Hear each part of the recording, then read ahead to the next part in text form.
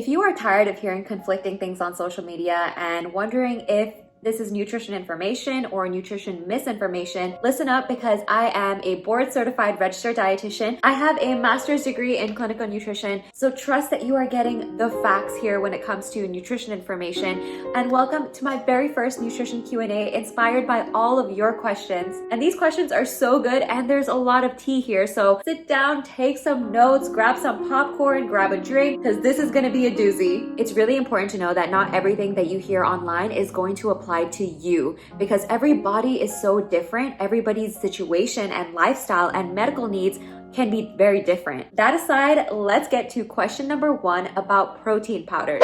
Hi Kritika. Hi! I am actually in need of a new protein powder because the ones I used to get aren't made anymore. Is there anything specific that I should look for when researching new brands? I apologize if this is a loaded question. Firstly, don't apologize for asking such a great question. I'm here for it. I'm gonna do my best to cover everything and answer it. Protein is such a satiating macronutrient. It's gonna keep you really full, and it's really important for our hair, our skin, our nails, our immune function, our hormonal function. Really getting enough protein can really help our immune system and prevent us from getting sick. So protein is so important. But the point is, you don't want to rely on protein powders all the time to make sure that you're meeting your protein needs.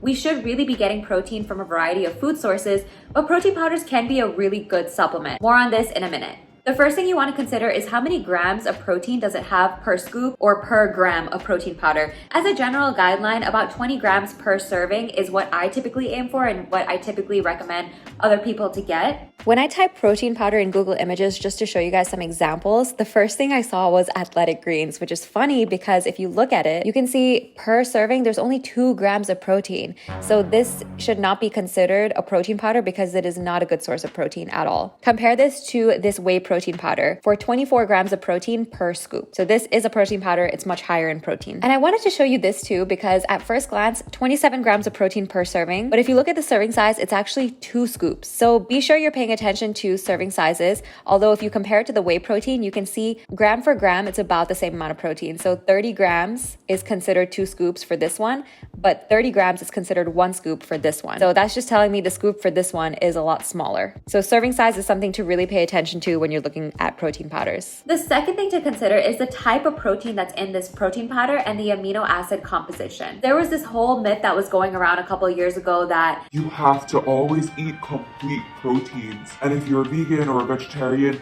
you can't get enough protein because these proteins are incomplete proteins. But 2 points to consider there. Soy protein as well as the pea protein mixed with the brown rice protein are complete proteins. And the second point to consider is that as long as you're getting enough protein within the day, it's very easy to hit all of the essential amino acids that your body needs. The next thing to consider is contaminants, because protein powders are actually considered a dietary supplement, so the scope of their regulation by the FDA is pretty limited. But the supplement industry is not the most reliable in terms of quality. So you always want to look for the GMP or the USP label on any supplement, including any protein powder you get, because it's basically saying that this manufacturer went through third-party testing to assure that the ingredients and the things that they are stating on the label are actually what's in that product. Because believe it or not, when it comes to dietary supplements, including protein powders, it's the responsibility of the manufacturers themselves to review their supplements to ensure that they're safe and effective. The supplement industry is a multi-billion-dollar industry, and that includes protein powders. So it's just really important to make sure you're getting a high quality one and you're researching the brand and the manufacturer. And in doing research for this, I came across the Clean Label project, which tested some protein powders and said they were detectable levels of these different contaminants in these protein powders. And even Today's Dietitian warned about contaminants in protein powder. However, when I clicked to find out and actually read this whole paper on the Clean Label initiative, I realized this is not peer reviewed. It's giving me Dirty Dozen vibes. So I investigated further and ran into this study, which actually took these protein powders that were investigated by the Clean Label.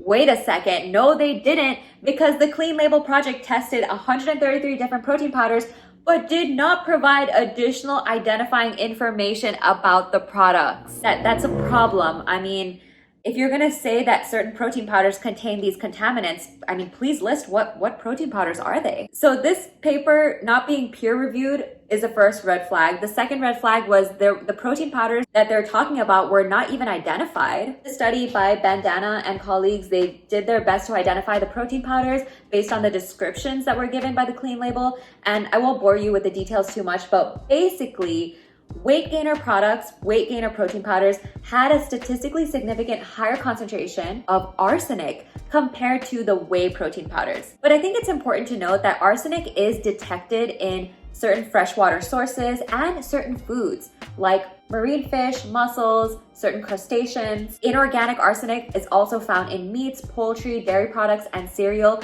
Organic arsenic is also found in fruits and vegetables, but at lower concentrations. So just because arsenic or another contaminant is detected in a product, it doesn't mean that that level is unsafe. Detectable does not mean unsafe.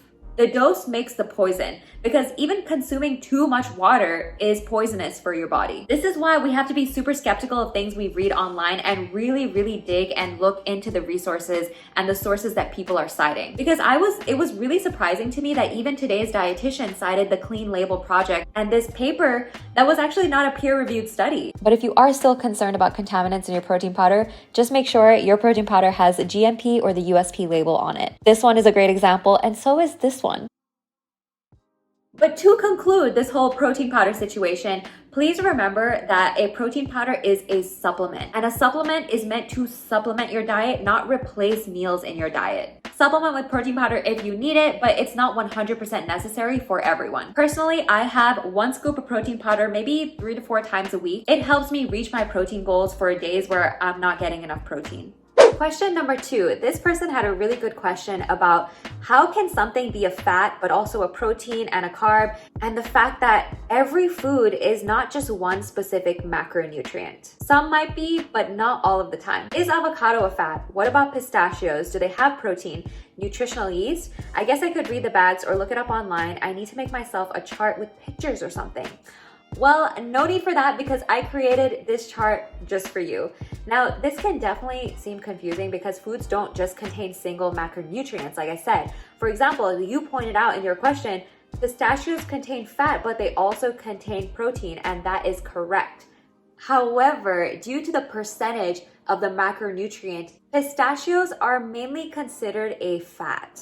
Even though at the end of the day, it does contribute a few grams of protein to your overall protein intake, I want you to look at pistachios and other nuts as a source of fat. Nutritional yeast is not a fat. In fact, it has very low fat. It's more of a protein, I would say. Clearly, I couldn't stop myself with these beautiful charts and graphics. I mean, you just put me on a roll here. But here are 2 examples of foods that I would consider a fat: pistachios and avocado. However, notice that there's 4 grams of protein in 85 grams of pistachios, but there's only 1 gram of protein in 85 grams of avocado. So these are both considered fat foods, but if you want to up your protein a little bit, I would opt for pistachios over avocados. And I just chuckle inside whenever I go to a restaurant and they list avocado as a protein, because as you can see, avocados are not a good source of protein. Now, don't let this chart scare you, because fat is super important to consume. We need fat in our diet for our hormonal function. It also helps keep us full. It keeps us satiated meal to meal, because fat sits in the stomach for longer, just like protein and fiber. So we want to eat things that are satiating and that are going to sit in our stomach for longer. Having enough fat in your diet is also super important to prevent essential fatty acid deficiency, because if we're not getting enough of omega-3s, it can result in hair issues and dry, scaly skin. Fat is also essential to get enough of so that we're absorbing the fat-soluble vitamins A, D, E, and K. Now hold up a second, because this is actually not the end of the story. There's actually different types of fat. So we have saturated, unsaturated, and trans, and that could be a whole video in itself. I could be talking for another like 30 minutes. Just kidding. I won't bore you with all of that. So if you want a separate video on that, let me know, because you know how much of a nutrition nerd I am. I would love to talk about it and show you this, which is actually a slideshow of a lecture that I created when I was teaching at a community college. So I hope that cleared things up about fat for you. This might actually deserve a whole video, just like I did the video on carbohydrates. I actually created a couple of videos on carbohydrates. So let me know in the comments if you want a specific dedicated video that goes more in depth about fat. Next question. If you weren't a dietitian, what other career would you pursue? If I wasn't a dietitian, I would be a DJ 100%. Maybe, just maybe one day I can do both. This may sound weird, but I also really loved waitressing at Buffalo Wild Wings. That was like one of my favorite jobs because I'm definitely a people person and I like being around people, but it definitely doesn't pay the bills. But honestly, I just love being a dietitian, and there's so many different career fields and career choices within the nutrition field that you could go into as a dietitian. You could go into clinical, work in the hospital, which I think a lot of dietitians do when they first start out, because you get to work with doctors, nurses, speech pathologists, and learn a lot about the human body, and you learn a lot of medical things and medical nutrition therapy. You could also go into like the clinical field in an outpatient setting. You can go into academia, which I did for a little bit. I taught at a community college. It was one of my favorite jobs. You can even go into food service at a hospital or at a school. You can even work at a gym, which I did. I worked at Gold's Gym for a little bit when they had their nutrition program there, and I basically worked with another dietitian and a small team to build up this preventive care nutrition program in the gym. You can even work in pediatrics, working with children with inborn errors of metabolism, which they need a lot of nutrition guidance for children with PKU or other inborn errors of metabolism. You could even go into GI nutrition. Like, there's so many different specialties, and you can even start your own private practice as a dietitian and see clients one-on-one, but that definitely is more of a long-term game. It takes a long time for that to become profitable, but I just think that there's so many different areas and career choices within being a dietitian that I can't really see myself doing anything else. Next question. Kritika, hi. Why you choose to be vegan? Just out of curiosity. The main reason that I follow a vegan diet is for the animals. I see them as such pure, innocent creatures. They can do no wrong in my eyes, and I just don't want to contribute to the animal industry. I don't want to contribute to exploiting them or their products like milk and cheese when I know that I can be perfectly healthy and fine by following a vegan diet. But I did make a whole video on why I went vegan, which I'll link, and I also made a video on vegan nutrients of concern because it's not easy. It's not easy to be vegan. It's definitely difficult in terms of the judgment you get from other people, ensuring that you're getting enough vitamins and minerals, iron, B12, protein, omega-3s, vitamin D. There's a whole list, and you can check out that video where I go into that in detail, but it's really not the easiest thing in the world. But as a dietitian, I feel like I know enough about nutrition where I can handle it. It takes a lot of effort, it takes a lot of hard work, but I feel like it's made me more creative in the kitchen and more open to different foods. But I hope that answers your question. Thank you so much for asking. Next question. I loved this question because I can't wait to talk about this. Is there a yogurt that I'm so excited I can't talk. Literally. Is there a yogurt that's considered healthiest to eat? I always hear about opting for plain yogurt or plain Greek yogurt instead of the flavored ones as they contain more sugar. I can't do plain yogurt, it tastes gross, and I only add it to my smoothies. But wouldn't adding the sweeteners like honey be just as bad as having a flavored one? Here's the thing, it's gonna be dependent on your goals. Are you looking to boost your protein intake? Go for Greek yogurt over regular yogurt. Are you looking to boost your calcium intake? Go for a non-Greek yogurt, because Greek yogurt will have more protein but less calcium. A non-Greek yogurt tends to have more calcium and less protein.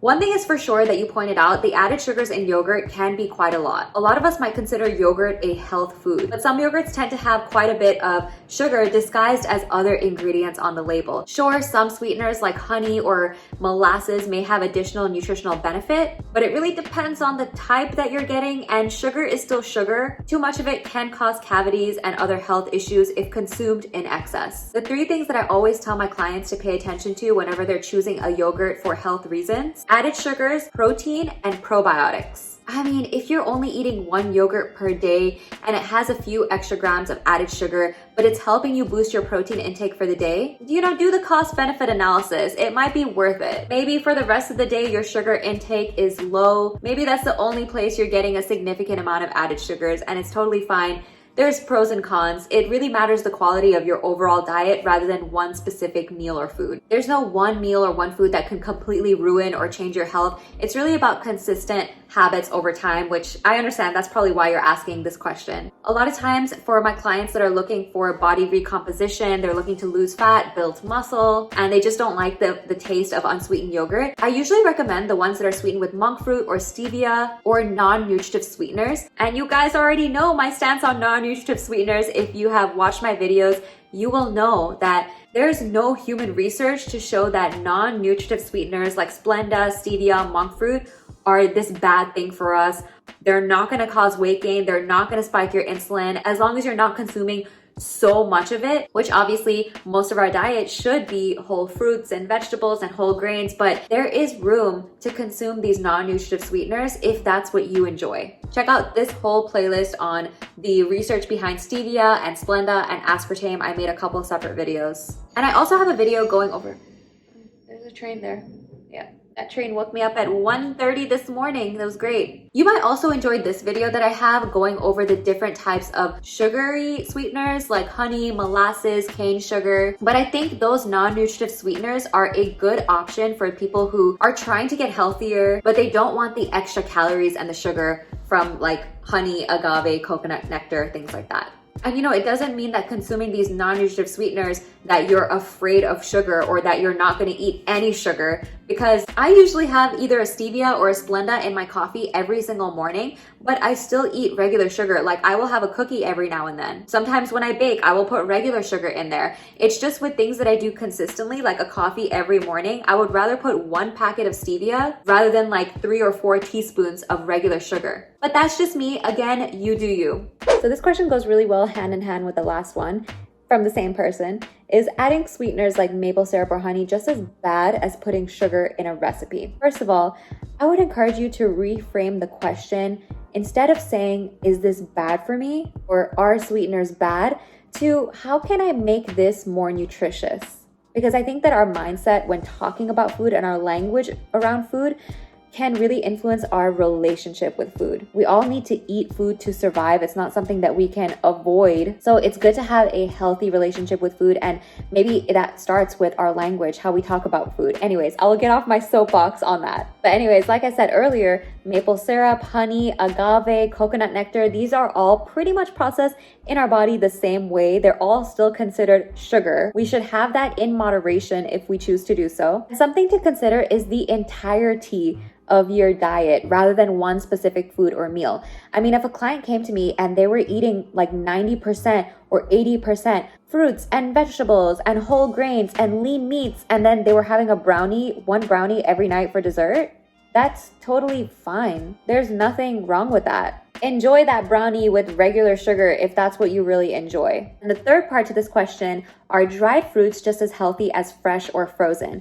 Or does the drying process somehow make them more sugary? Dried fruits are just as healthy as fresh fruits. The only difference is there's less volume because the water has been taken out. So they're basically just dehydrated. Don't want anyone to think that consuming fruit is bad. Fruits are such a great source of antioxidants, vitamins, minerals. However, I will note that sometimes cranberries or raisins tend to have added sugars in them just because the manufacturers are putting added sugars in some of the dried fruit. So always check the label, check the ingredients to see if any sugars have been added. There's a lot of like freeze-dried strawberries, freeze-dried mangoes, or just the pure fruit that has been dried. And I think that if you're not a fan of fresh fruit and you enjoy dried fruit, that's just as good as eating fresh fruit. I would just say make sure you're drinking water and drinking enough water, because sometimes if we rely on dried fruit and we're not eating any fresh fruit, we're missing out on that water content. So just make sure that you're hydrating your body with plenty of water. What do you think about collagen powders? Now, when I tell you I went down a rabbit hole trying to find like science-backed and research-based, evidence-based information and research on collagen, it took me down a very confusing spiral, because I think the bottom line here is that we need more research on this to actually definitively say whether collagen is going to be helpful or not in terms of our hair health, our skin health, our joint health. But the research is really interesting and promising. We produce collagen naturally, and the production of collagen in our skin declines as we age. And especially as we're exposed to things like more UV radiation, because this also depletes the collagen in our skin, which is why it's super important to wear sunscreen. So that's why I think the best person to ask about collagen is a dermatologist, but I'll do my best to answer this from like a dietitian, nutrition perspective and discuss the supplements. For the sake of making this video super concise, to the point, and not going on forever, here are the main points. Supplemental collagen is actually derived from the bones and skin of animals. So inherently it's not vegan and it's not vegetarian.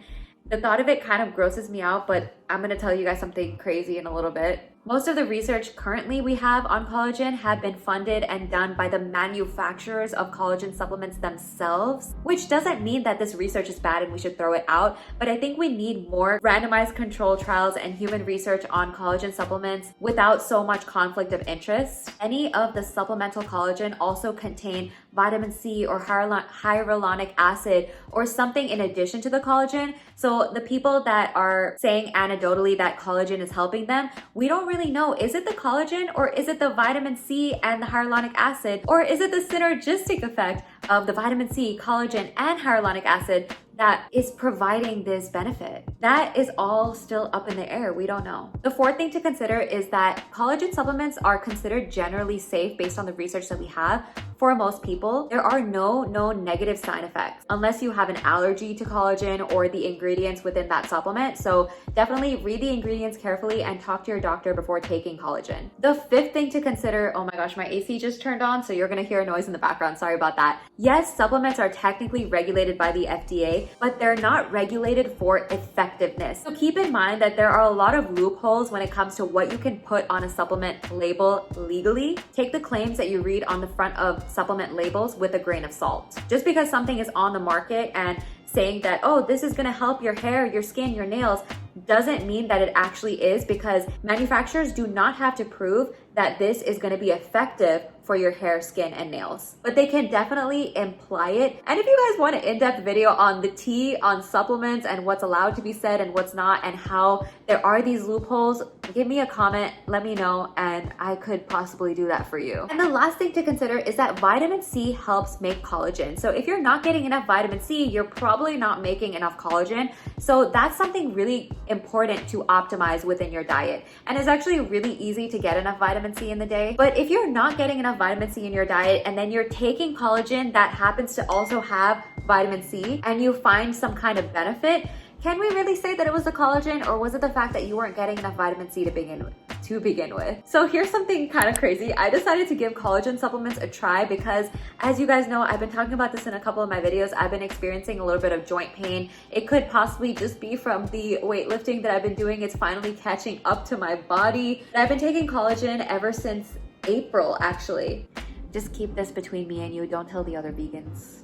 From what I know and the research that I've done, it's gonna take at least 3 months for me to actually see any benefit if I do. So I'm gonna give it until like end of June to see if anything happens. Because, you know, as I'm getting older, it's ever since I turned 30, I have seriously been experiencing some aches and pains that I have not experienced in my 20s. And the last question we have on the agenda today, can creatine cause constipation? Or is my stomach just the most sensitive ever? Creatine is one of the safest and most useful supplements for athletes or those who are trying to build muscle if they're lifting weights. And what I found is that yes, both diarrhea and constipation are reported side effects of creatine. So the way to combat that is make sure that you're drinking enough water. The 3 things that always help with constipation, well, for most people and most situations, fiber, fluid, and activity. And one of the known side effects of creatine is dehydration, and dehydration can cause constipation. Ask yourself, are you really hydrated enough? Are you really drinking enough water?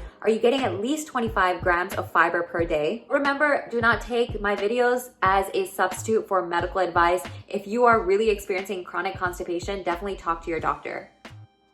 While listening to this, have you had any further questions pop into your head? Because I would love to answer any more questions in a future Q&A video, maybe a part 2, 3, 4, 5. If this was valuable for you at all, I would really appreciate if you hit that like button for me, please.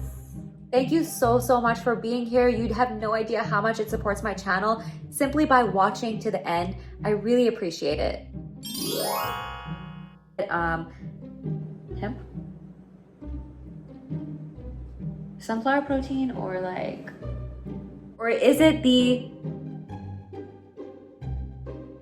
what do you call it? Is it the supplementary, and you learn a lot of medical things. I'm gonna give it until June. Wait, April, May, June. It's gonna take at least, I mean, the complimentary, the without a PhD. I taught at a community college without a PhD.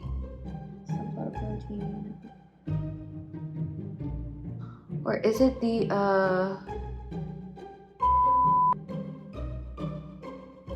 the last question that we have on the agenda today, and the last question that we have on the agenda today, so something with that S. Collagen going to be beneficial?